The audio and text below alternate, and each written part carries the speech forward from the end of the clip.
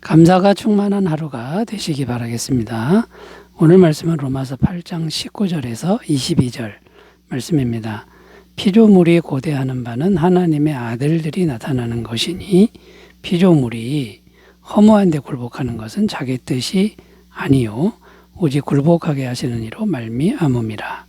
그 바라는 것은 피조물도 썩어짐의 종노릇한 데서 해방되어 하나님의 자녀들의 영광의 자유에 이르는 것이니라. 피조물이 다 이제까지 함께 탄식하며 함께 고통을 겪고 있는 것을 우리가 아느니라. 아멘. 오늘 말씀 19절에 보면 피조물이 고대하는 바는 하나님의 아들들이 나타나는 것이니 이렇게 기록하는데요. 자, 여기서 피조물이라고 하는 것은 어떤 것이냐? 비이성적인 창조물들을 의미합니다. 그러니까 인간이 아닌 창조물들, 곧 동물, 식물, 자연계, 광물들, 사람이 아닌 창조물들을 피조물이라고 하는 겁니다. 자, 그런데 피조물들이 고대하고 있다는 것입니다. 기다린다는 의미인데 뭘 기다리느냐? 하나님의 아들들이 나타나는 것을 기다린다. 기다리고 있다. 이런 말입니다. 자, 그런데 하나님의 아들들은 누굴 의미하는 거냐면 구원받은 성도들을 의미합니다. 자, 구원받은 성도들이 나타난다. 이 말이 무슨 말이냐? 최후 종말 때에 구원받은 성도들이 부활하여 나타나는 것을 의미합니다. 자, 그러니까 최후 종말 때 이제는 이 세상이 이제 끝이 나고 새로운 세상이 오는데, 자, 그때가 되면 하나님의 아들들, 곧 구원받은 성도들이 다 부활해서 이제 나타나는데, 그때가 되면 온 세상이, 온 피조물이 구원을 받고 천국으로 바뀐다라는 말씀이 됩니다. 자, 다시 요약하면 지금 현재 피조물들도 온전한 구원을 기다리고 있다는 말씀이 되는 겁니다. 그래서 오늘은 피조물들이 구원을 기다린다는 의미에 대해서 좀 더 깊이 생각하면서 말씀의 은혜를 나누겠는데요. 피조물들도 구원을 기다린다. 이 의미가 어떤 것인지 살펴보겠습니다. 첫 번째는요. 피조물도 사망 권세 아래서 신음하고 있다. 지금 신음하고 있다라는 그런 의미가 담겨 있습니다. 20절 읽겠습니다.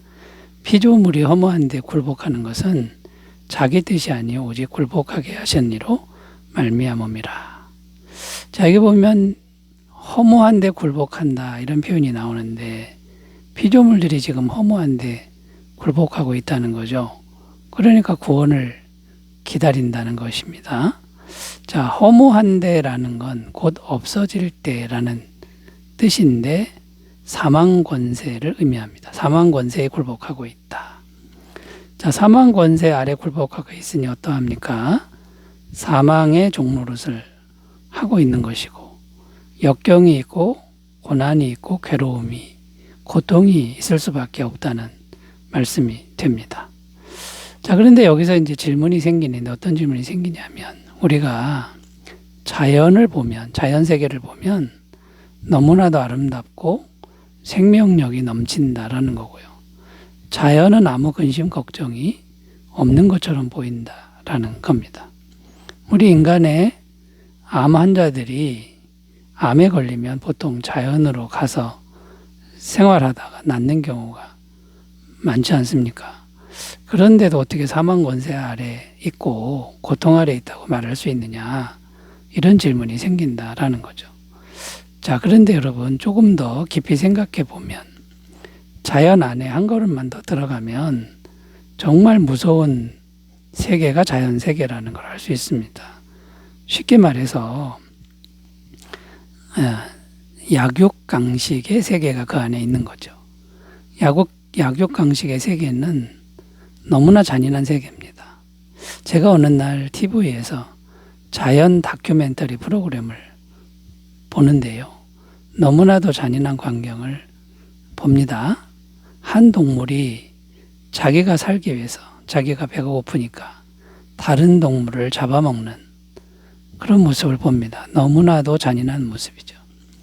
동물만 그런 것이 아닙니다. 식물들도 마찬가지입니다. 어느 한 식물이 많아지면 다른 식물을 죽이게 되는 것이 자연세계라는 것이죠. 또 최근에는 어떤 일이 생기고 있습니까? 이상기후가 빈번하게 발생합니다. 이상기후 현상 때문에 지구 곳곳에 재난과 사고가 끊임없이 발생하고 있다라는 것이죠. 이게 무서운 세상이 되어버리는 것입니다. 자, 그러면 자연은 처음부터 이러했습니까? 그렇지 않다는 겁니다. 처음 하나님이 창조하실 때는 하나님 보시기에 너무 좋았고 이런 잔인함은 전혀 없었다라는 겁니다. 자, 결론적으로 말씀드려서 지금 현재 피조물들도 구원을 기다리고 있다. 이런 의미는요. 지금 피조물들도 사망 권세 아래서 신음하고 고통받고 있다. 이런 의미라는 겁니다. 자, 그렇다면 구원받은 우리 성도들은 무엇을 해야 하는 것입니까? 자, 구원받은 성도들이 생각해야 될 것은요. 우리들만 구원받는 게 아니다라는 겁니다. 우리와 함께 저주받은 이 자연계, 피조물들도 함께 구원받는 세계가 천국인 것을 우리가 인식하고 있어야 된다라는 것이죠. 오늘 말씀 21절 보면요. 그 바라는 것은 피조물도 썩어짐의 종노릇한 데서 해방되어 하나님의 자녀들의 영광의 자유에 이르는 것이니라.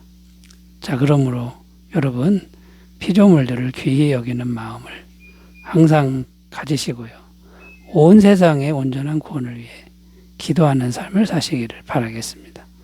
자, 두 번째 의미로 가보겠습니다. 피조물들도 구원을 기다린다는 의미는 어떤 것이 있을까요?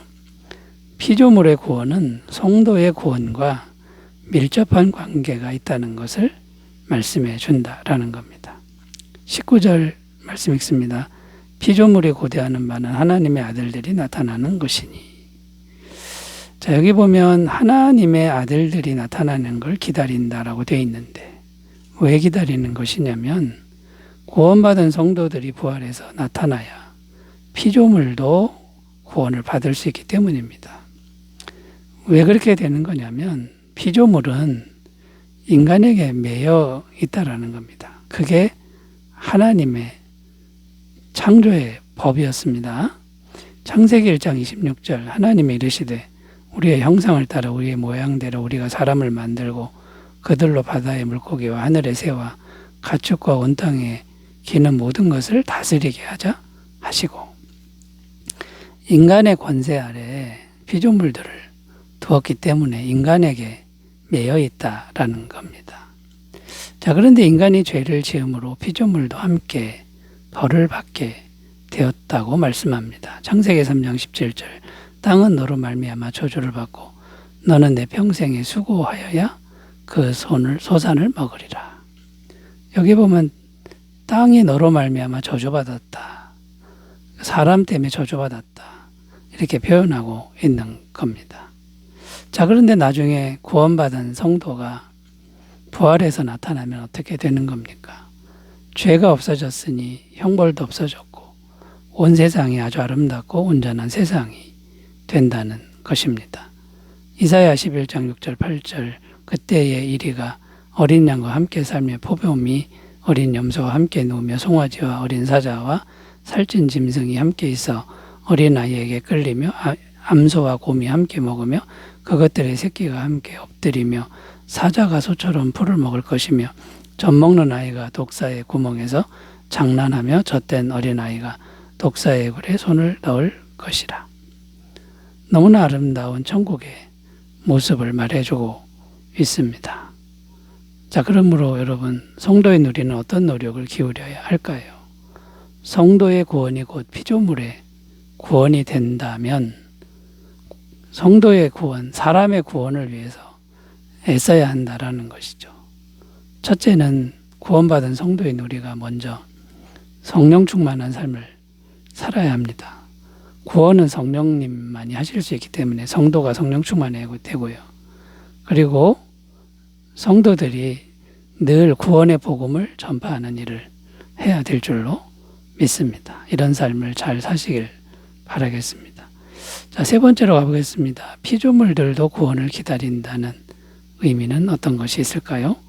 세 번째는 현재적으로도 피조물은 구원을 기다리고 있다라는 의미가 담겨 있습니다. 오늘 말씀 20절 읽습니다. 피조물이 다 이제까지 함께 탄식하며 함께 고통을 겪고 있는 것을 우리가 아느니라.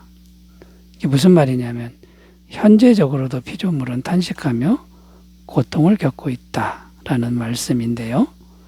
이 모든 일들이 누구로부터 온 것입니까? 범죄한 인간들 때문에 온 것이다 라는 것이죠. 인간이 자꾸만 범죄하니 세상도 함께 고통을 받는다 라는 겁니다. 인간의 탐욕 때문에 자연이 계속 파괴되고 있고요. 오존층도 파괴되고 있고요. 멸종하는 동식물이 계속 발생하고 있습니다. 이상기후도 오고 대기권 밖에서는 폐기된 인공위성 쓰레기가 10,000개 이상이 떠돌고 있다라고 합니다. 인간이 범죄로부터 피조물이 계속 고통을 받고 있는 것이죠. 현재가 그렇다라는 겁니다. 자, 그렇다면 현재적으로 성도는 어떤 삶을 살아야 하는 걸까요? 첫 번째는 세상에 대한 책임의식을 가지고 살아야 한다라는 겁니다. 성도가 현재의 삶을 잘 살 때 세상이 고통에서 벗어난다. 성도의 삶이 거룩한 것이 중요하다. 이것을 생각해야 되고요. 두 번째는 성도가 예수님의 십자가 죄사함의 은혜를 항상 믿고 살아야 한다라는 겁니다. 예수님의 죄사함의 은혜를 항상 믿으면 하나님 보시기에 죄가 사해지고, 그러면 어떻게 됩니까? 죄가 사해지니 형벌이 없어지고 성령님이 평강의 영이요 생명의 영이신 성령님이 계속해서 이 땅에 임하게 된다라는 것이죠. 자, 여러분, 우리만 생각지 말고 피조물까지 생각하는 믿음으로 확장되시기 바라겠습니다. 기도합니다. 하나님 아버지, 우리의 구원이 피조물의 구원과 밀접하게 관련된 것을 믿고 책임 있는 삶을 살게 하옵소서. 예수님의 이름으로 기도드립니다. 아멘. 좋은 하루 되시기 바라겠습니다. 감사합니다.